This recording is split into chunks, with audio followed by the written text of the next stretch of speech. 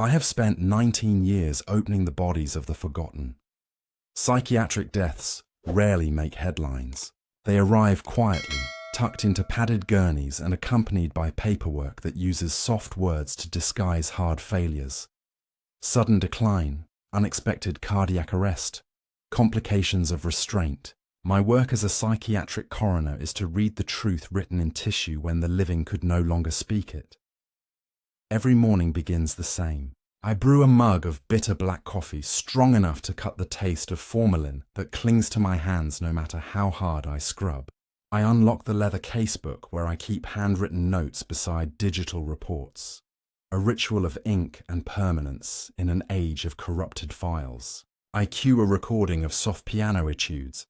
The quiet order steadies me. Then, before the first incision of the day, I tap the scalpel twice against the steel tray. It's a small superstition, not for luck, but to signal that reason will preside over whatever I find. People imagine coroners chase monsters. In truth, our work is procedural. Follow the anatomy, trace cause from surface to core, document, report. Especially in psychiatric facilities, where records are patchy and patient testimony is often discounted, the post-mortem is the final arbiter. My professional creed has always been simple. The mind ends where tissue ends. Madness is a circuit miswired, a cell degenerated, a synapse drowned in chemicals. Silence is the proof of damage. Speech, after all, requires Broca's area, a strip of the frontal lobe that programs language, and airflow through living chords. Cut the strings and the instrument cannot play. That conviction has survived every strange case I have seen. Bodies bearing unrecorded scars, patients misdiagnosed for decades, suicides mislabeled as accidents. Tissue has always told the truth when asked carefully enough. Tonight, however, I work far from the clean, fluorescent autopsy theatre of the city. The east wing of the defunct State Psychiatric Hospital was shuttered years ago. A brick labyrinth from the 1930s, windows filmed with wire mesh, corridors echoing with every step. Its HVAC is dead. The air swings from clammy cold to furnace stale. The place smells of mildew threaded with the sweet chemical bite of preserved specimens left behind. A portable generator hums in the corner, feeding a single fume hood and a bank of shaky overhead lamps. It's an isolated, silent space, perfect for overflow cases the main morgue refuses. As I set my casebook on the cracked enamel table, and the piano in my earbuds reaches a final lingering note, the day's file waits unopened, and somewhere beyond the swinging doors, tonight's subject is being wheeled toward me. The gurney arrived with the thunk of soft wheels meeting broken tile. I signed for the chain of custody, then pulled back the sheet to confirm identity against the tag. Female, 34. The face was narrow, hair shaved to a coarse stubble that revealed a surgical field's neat geometry. The skin along the frontal scalp held a pale zipper of a healed incision. A surgeon's careful handwriting faded to a scar. Vitals confirmed a systole for 72 hours, said the orderly, as though time could pin death like an insect. When he left, the east wing returned to its failing quiet, the generator a steady animal breathing behind the walls. Annika Sorensen joined me, gloved and alert. She had the particular stillness of a resident who knew to save her questions until after the first cut. Documented catatonic schizophrenia, she said, reading from the file while I photographed the external findings. Enrolled in experimental resection for treatment-resistant symptoms. Frontal lobe work, I answered, more to the recorder than to her. We'll confirm. I marked old ecchymoses, yellowing blooms of resolved bruises, and the anchor points where restraint straps had bitten the wrists. The smell was formalin tinged but not putrid. Cold storage had been adequate. I clicked on a task lamp to carve a cone of clean light over the mouth and jaw. Before we talk about speech, we must talk about its instrument. Language does not emerge from willpower alone. It requires Broca's area, a patch of the left frontal lobe that assembles words, and the motor pathways that send those plans to the tongue, lips, and larynx. It also requires airflow to vibrate vocal cords the way a bow vibrates violin strings. Remove the composer, cut the cables, or deny the air, and the orchestra does not play. That is not philosophy. It is plumbing and electricity. I lifted the mandible, checking dentition, noting antemortem restorations. Open the imaging, I said. Annika tapped the hospital laptop we'd borrowed for the night. The screen lit my gloves a sterile blue as she pulled up preoperative and postoperative scans. I traced the grayscale topography with a finger in the air. There it was, a resection cavity edging the inferior frontal gyrus, the very territory where speech is programmed. No keyboard. The post-op tractography showed attenuation along the perisylvian fibers. The cables frayed. Confirmed, I said for the record. Absence of speech cortex consistent with medical notes. A lay translation followed automatically, as it always does when I imagine a jury. The part that builds words has been removed. She should not be able to speak. I set the laptop aside and returned to the table. Instruments laid out like a ruler's line. Scalpels, forceps, rib shears, bone saw. I tapped the scalpel twice on the tray to steady my hands and swabbed the oral cavity with saline to clear residual secretions for photography. The cotton glided over the desiccated tongue and stiff palate. Then the body whispered. It was not breathy so much as near to my ear, as if the sound had unfolded in the air between us. 4 words, arranged with the grammatical economy of a courtroom.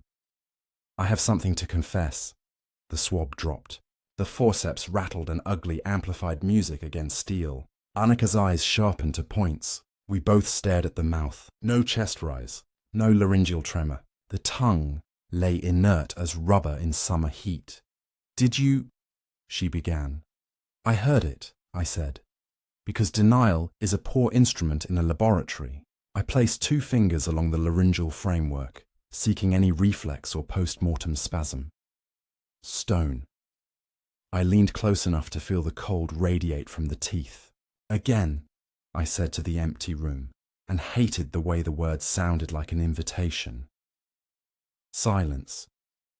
Only the generator made its patient exhalations, the bulb above us ticking as if it had grown a heartbeat. I looked at the recorder's red light steady, unblinking. Artifact, I said, and I forced my voice into the tone of a teacher quizzing his own certainty. Sound can reflect in these corridors. The generator can resonate. Pipes can speak when air moves through them. The brain cannot. I let the explanation stand in the air like scaffolding. Annika didn't move. We should check the throat, she said, careful, respectful. And the cords. Now, I agreed. We repositioned. I elevated the larynx, parted the jaw wider with a block, and inspected the glottis. The vocal folds were pale and fixed. No edema, no post-mortem purging that might simulate a wet syllable. If speech is a wind instrument, these reeds were stone and had been for 3 days. Airflow, she asked. None. I placed a feather-light wisp of gauze at the lips, a crude but effective test. Motionless. I explained the mechanics aloud. That sound requires air to vibrate chords, muscles to shape it, and a living brain to pattern it. Because the room needed the hearing of it as much as she did. She nodded, eyes still on the mouth. But we heard... Yes. My hands were steady again, but only because they had become a kind of argument. I rechecked the tag, the file, the scans, as if identity could be the wedge to split the impossible back into sense. The scar on her scalp was not the neat line of theatrical makeup. It was a careful surgeon's corridor through thought. The cavity in the scan was an absence you could put your shame inside. Document it as an acoustic anomaly, I said at last, because the report must begin somewhere. We proceed with the protocol. I drew a breath I did not need and arranged the drapes again. The light pooled. The piano in my earbuds had reached a run of notes like glass raining in a cathedral. I turned it off, unwilling to share the room with any other voice. I tapped the scalpel twice. The sound seemed too loud. When the blade touched skin, the generator faltered. A brief dimming, a hiccup in the wing's artificial heartbeat. And in that beatless pocket, the same voice, the same distance-close articulation, uncoiled from nowhere, and laid 4 new words between us. Start with the throat. The whisper did not follow us into the next minute, but its echo stayed in my hands. I finished the superficial Y-shaped incision with a precision born more of stubbornness than calm. Annika's eyes tracked every move, wide but disciplined. I wanted the ordinary work to drown what had just happened, to reduce 4 impossible words to some artifact of acoustics. But the silence in the east wing had thickened. The generator hummed in an almost mammalian way, like breath behind a wall. When you perform an autopsy, you learn to trust tissue over memory. I have said that sentence to students countless times. Now, as I retracted the scalp and skull to expose the frontal lobes, it sounded hollow even to me. The patient's brain was pale, shrunken along the frontal cut, where surgeons had resected Broca's area. In practical terms, the keyboard was missing, the part that translates intention into language. Even if some other pathway had tried to improvise, death had turned the circuits cold 3 days ago. I narrated the observation to the recorder, my own voice deliberately clinical. No viable cortical tissue for speech production. Post-mortem changes consistent with 72 hours. Then I paused and added, more for myself than the tape. A machine without power cannot play. Annika leaned in. Could residual air have been forced through the cords? Like when you press on lungs. Air requires pressure, I said. Think of a balloon. You need someone to squeeze it. No muscles here, no diaphragmatic drive, and no laryngeal reflex after 3 days. I showed her the stiff cords, using a probe to lift them gently. They were ivory white and fixed, like dried reeds. She nodded, but she didn't look convinced. It sounded deliberate. Echo, I insisted. These corridors, the generator, the ducting, they can produce speech-like resonances. Our brains fill in patterns. I said it as a man defending his jurisdiction. We took a brief step back. I ordered a quick laryngeal dissection to rule out hidden airflow pockets. Nothing. No gas, no edema, no trapped pressure that could have pushed a syllable out. Then I did something I hadn't planned. I attached a portable EEG. Not standard for a cadaver, but I had one in the kit for teaching demonstrations. 4 sticky electrodes across the skull, wires dangling to a battery monitor. Dead brain, I said, should read flat. Maybe some decay noise. The line shivered. For a heartbeat, a microvolt spike climbed and vanished. It was faint, almost background hiss, but a corpse should not hiss. Imagine a power outlet you know is disconnected suddenly throwing a blue spark. Annika saw it too. Dr. Vega, artifact, I said quickly, but the words sounded weaker now. I checked leads, replaced batteries, cleaned contact points. The spike came again.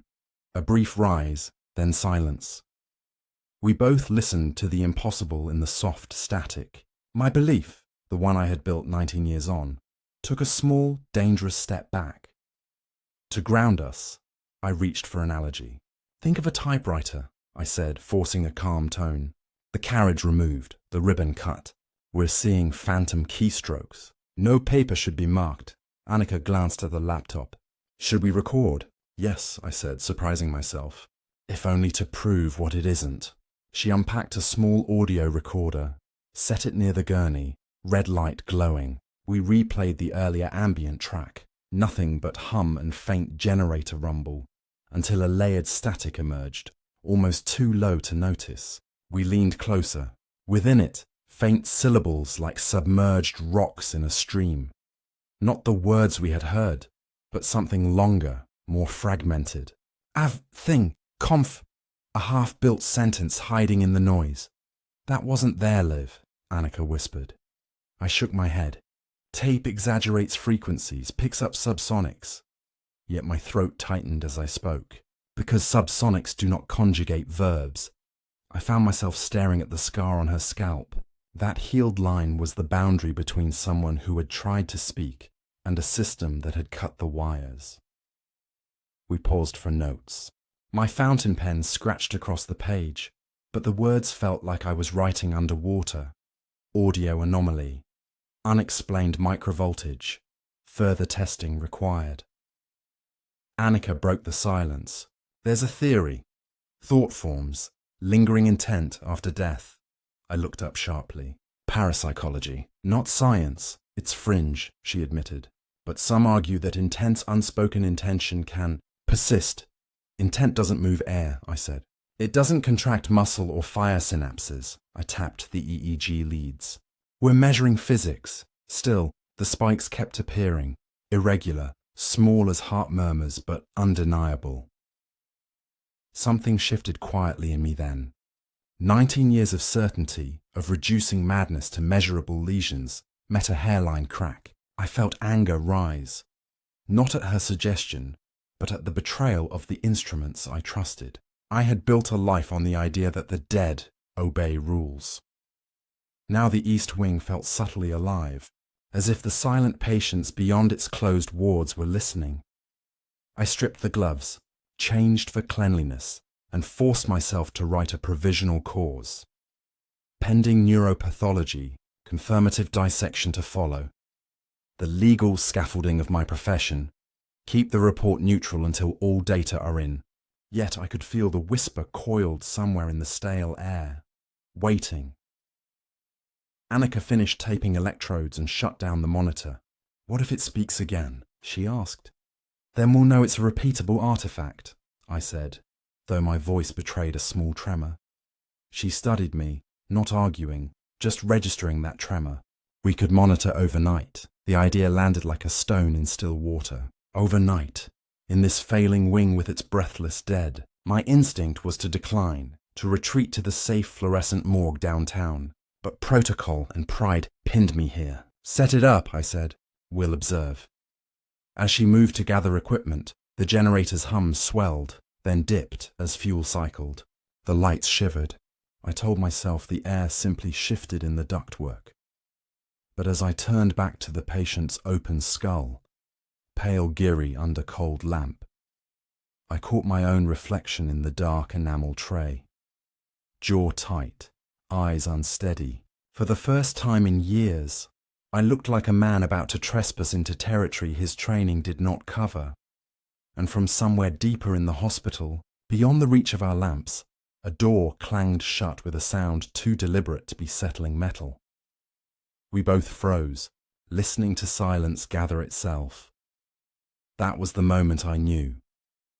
The next hours would not belong to protocol. The East Wing was never built for night. Once the sun bled out behind the tree line, the brick walls swallowed light whole. Our generator pushed a thin cone of illumination that trembled against cracked tile, while the rest of the hallway yawned into black. The hospital's main power grid had long since been stripped, and each flicker from our lamps felt like a pulse about to fail. Anika and I stayed. It was her suggestion. If the anomaly repeats, we should capture it properly. I wanted to refuse, but professionalism and pride kept me. You don't walk away from the impossible. You document it until it cracks, or you do. That is how science holds the dark at bay. We arranged the room as if preparing for a long vigil. The body remained on the cracked enamel table, scalp pulled forward, skull partially open from my earlier dissection. A fresh recorder glowed red at the bedside, joined by a second directional mic to catch even the faintest vibration. I'd added a contact microphone against the sternum, though I knew there would be no vibration to hear. Outside our pool of light, the hall stretched away in stages of shadow. A single emergency bulb flickered somewhere down the corridor, its rhythm irregular, a tired metronome. From far plumbing came the slow drip of unseen water, each drop loud enough to time a heartbeat. I spoke for the audio log. Subject remains cadaveric, 72 hours post-mortem. No mechanical ventilation, no airflow. Monitoring for repeat vocalization. Annika checked her watch and scribbled times. Her youth showed as an alertness edged with fascination rather than fear. Still, I noticed how often she glanced toward the doorway, as if the black hall itself might breathe. Midnight passed. At first there was only the hum of the generator, a low vibration that made the tray tools sing in miniature. Then the corpse's lips moved, No sound, only the dry, soundless articulation of syllables. The jaw slackened and closed with eerie precision. The motion was subtle but purposeful, like an actor rehearsing without voice. I felt the kind of cold that begins behind the sternum. "Are you seeing this?" Annika's whisper barely stirred the air. "Yes," I said, my voice steady by sheer habit. Note mandibular and labial movement without muscular tone. Impossible post-mortem, I explained aloud, because explaining was a lifeline. Speech requires motor neurons to fire. In death, those neurons depolarize permanently. There is no command center, yet the lips kept shaping. Soft vowels mouthed from nowhere. The microphones caught something our ears could not. A low rumble rising in the headphones. Frequencies below speech but patterned. Annika adjusted gain, eyes wide. "Echo of intent," she murmured. I didn't look up. "Fringe idea, but..." She gestured toward the corpse. "It's happening." I focused on the patient file instead. Anything to anchor myself. Years of misdiagnosis. Catatonia labeled incurable. Pages of ignored abuse allegations in early adolescence. Signatures of physicians who had marked her as delusional. She had lived voiceless, then died voiceless. And now, here she was. Mouth moving in the dark. Suppression breeds residue. The phrase formed unbidden in my mind, like a diagnosis I didn't want to write.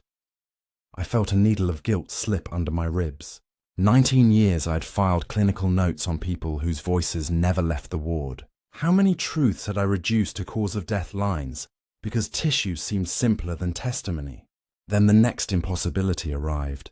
The speakers filled with a voice, my own, not exactly, but warped, stretched, syllables from the notes I had dictated earlier that evening. "No viable cortical tissue," it rasped. "Machine without power cannot play." I froze. Those were my words, but I hadn't said them into that recorder.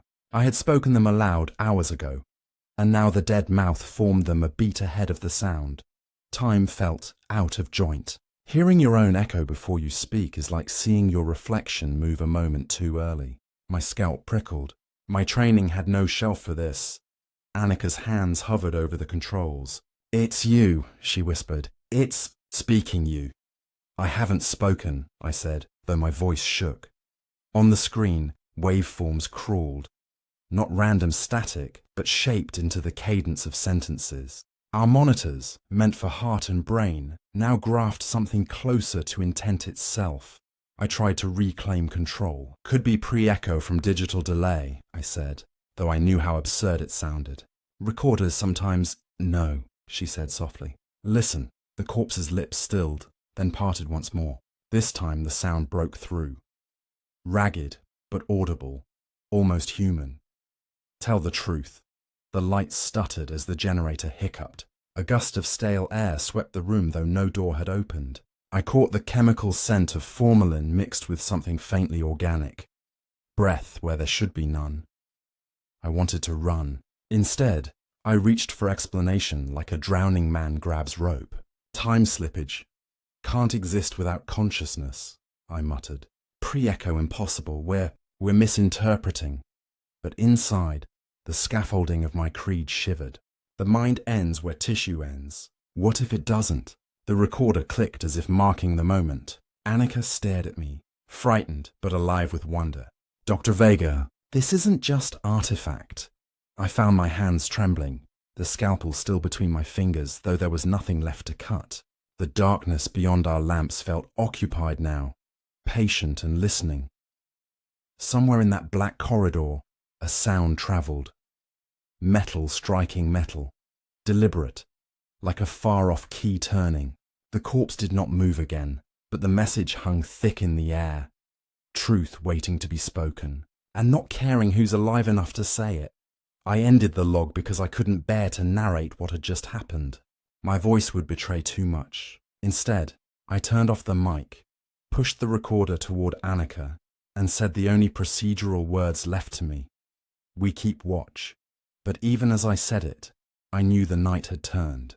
This was no longer an autopsy. It was an interrogation, and we weren't the ones asking the questions.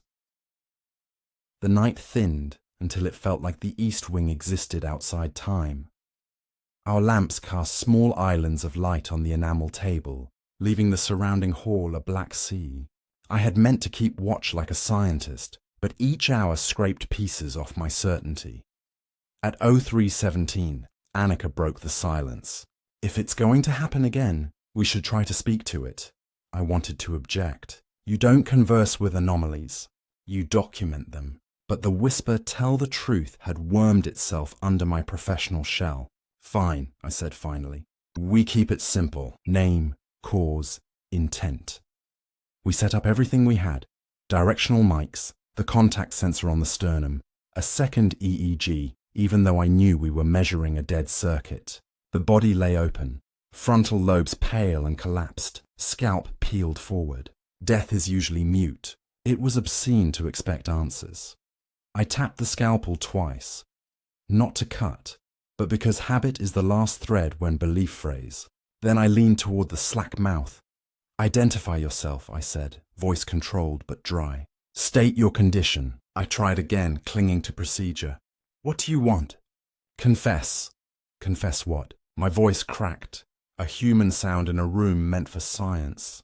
They hurt me. No one listened. Annika's eyes flicked to the patient file.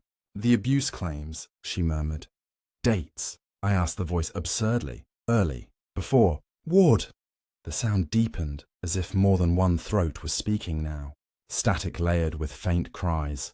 A chorus built from neglected notes in dusty charts. I felt anger.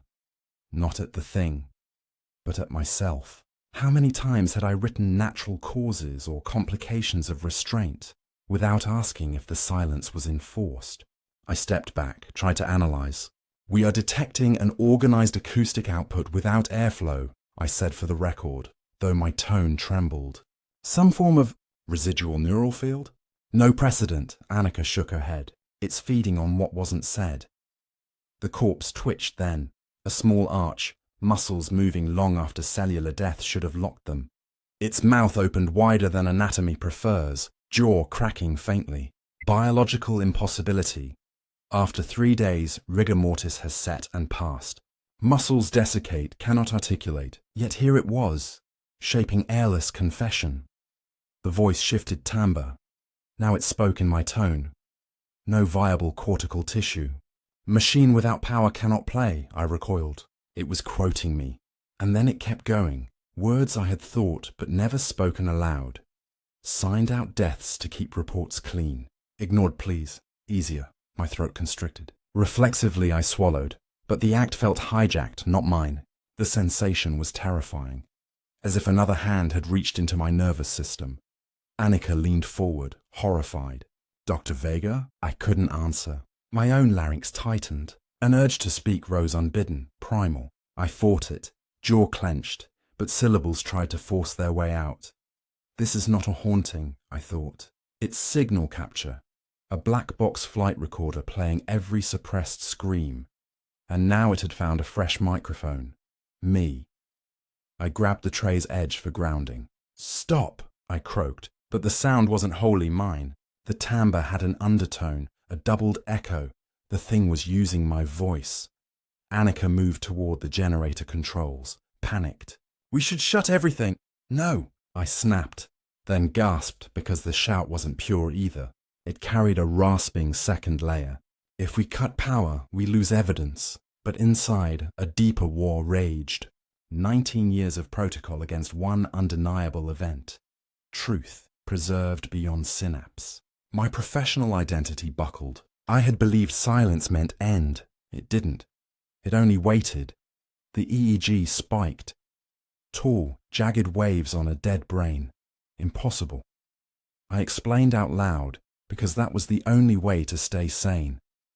Flatline can't surge. No ATP, no iron gradient. Dead tissue cannot fire. Yet the graph climbed anyway. "You knew," the voice said. Now perfect in my register. Images flooded me. Patients whose files I'd skimmed. Injuries I'd downplayed. The bureaucratic shrug of undetermined. I had thought detachment was mercy. Now each omission arrived like a blade. I understood suddenly what it wanted. Confession is fuel. Suppressed truth had mass. a mass seeks a mouth. Annika, I managed. Stop recording. But now. She hesitated, torn between discovery and terror, then hit the button. The red light died. Immediately the voice faltered like a radio losing signal. Still, it lingered in the stale air, whisper thin. I turned to the corpse. You have spoken, I said, voice raw, but trying to sound official. We hear you. For a breath, we stared at each other. Two scientists standing on the edge of something neither of us was trained to navigate. I wanted to reassure her, but the truth was heavier than comfort. It is looking for new mouths, I thought, and felt my own throat tighten. I shut the casebook and slid it into my bag. Finish your residency somewhere with living patients, I told her. It sounded like advice, but felt like an apology. By noon I was back in my small office at the city morgue. I stared at the walls lined with old degrees and certifications, talismans of rational mastery, and felt nothing but fatigue. 19 years I had believed that if you diagrammed death carefully enough, you could keep the unknown at bay. Last night broke that. I drafted my resignation letter in silence. It was clinical, just like my report. Effective immediately, I will no longer accept psychiatric coroner assignments. After nearly 2 decades, I am stepping down for personal reasons. I didn't write the real reason, because silence is not dead. And I am no longer sure where the living end as I packed. A stray thought wormed through. How many suppressed stories are waiting in the morgue? In every hospital wing? In every sealed chart? How much truth have we mistaken for noise?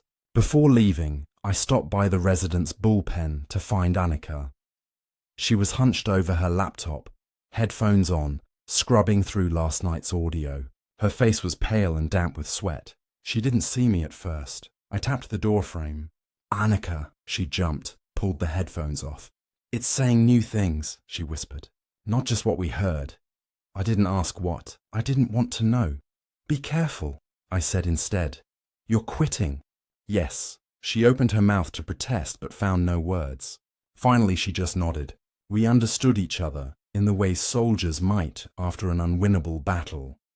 I left the morgue without looking back. Driving away from the city, I expected relief. Instead, unease pulled deeper. My own voice felt unreliable, as if something else might speak through it if I relaxed my guard. I kept the radio off, but silence wasn't safe either. It felt occupied. Miles from the hospital, on a lonely stretch of highway, the dashboard speakers clicked. They were powered down, yet a whisper unfurled into the car, not loud, but intimate, close to my ear. Speak. I gripped the wheel until my knuckles blanched. I did not answer. I'm not sure it mattered. In 19 years I had built a life on the idea that truth is carved from tissue. Now I know, tissue ends, but what is unsaid does not. It waits. It learns your name. And if you dare to listen long enough, it will find a mouth. Even if that mouth is yours.